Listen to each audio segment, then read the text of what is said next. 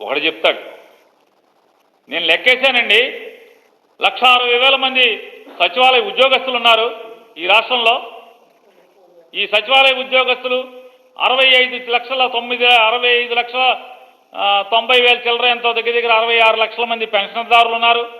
వాళ్ళందరికీ లెక్కేస్తే ఒక్కొక్క సచివాలయ ఉద్యోగస్తుడికి 80 పెన్షన్లు ఇవ్వచ్చండి అని ఒకడు అంటాడు. ఎందుకండి సచివాలయ ఉద్యోగస్తులు తలుచుకుంటే ఇంటింటికి వెళ్ళి ఇవ్వద్దని ఎవడు చెప్పాడు?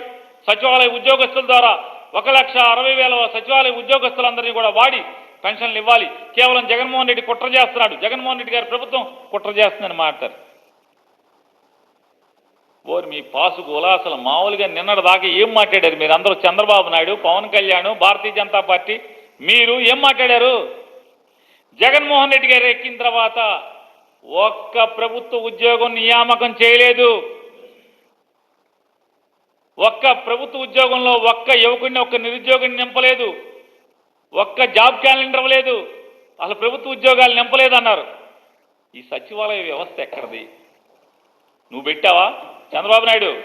ఈ సచివాలయ వ్యవస్థ నువ్వు పెట్టావా? సచివాలయంలో 10 మంది ఉద్యోగస్తుల్ని వాళ్ళు 1,60,000 మంది చెప్తున్నావు కదా. ఈ 1,60,000 మీ నోటితో మీరు చెప్పారు కదా, ఎన్నికల కమిషన్కి వెళ్ళి కాగితం ఇచ్చారు కదా. 1,60,000 మంది సచివాలయ ఉద్యోగస్తులు ఉన్నారు.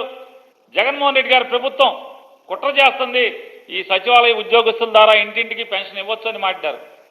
ఎవడు వీళ్ళందరూ? గాలికి పుట్టారా? ఎక్కడి నుంచి వచ్చినాయి? ఇవాళ ఎన్నికల కమిషన్ ఏమన్నా నియామకం చేసిందా ఈ 1,60,000 మందిని? ఎవరు వీళ్ళు? 4 ఏళ్ల క్రితం 4.5 సంవత్సరాల క్రితం వీళ్ళందరూ ముక్కుపచ్చలారన్నటువంటి, అప్పుడే కాలేజీలోంచి కాలు బయట పెడుతున్నటువంటి ఇంజనీరింగో, డిగ్రీనో, పోస్ట్ గ్రాడ్యుయేషనో చదివి అప్పుడే సర్టిఫికేట్లు తీసుకుని తలతల్లాడేటువంటి, అప్పుడే కొత్త సర్టిఫికేట్లు తీసుకుని సమాజంలోకి అడుగుపెట్టినటువంటి వీళ్ళందరూ కూడా చదువుకున్నటువంటి డిగ్రీ హోల్డర్స్.